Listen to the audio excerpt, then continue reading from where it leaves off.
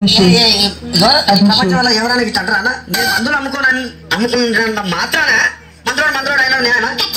ఇలా కండక్టర్ ఉన్నాడు కండక్టర్ కూడా అంటారా ఎందుకంటారు ఏమో అలా అంటే నన్ను కూడా అట్టే అనాలి అని దండం పెడితే ఒక మాత్రం అన్న మాకే అదే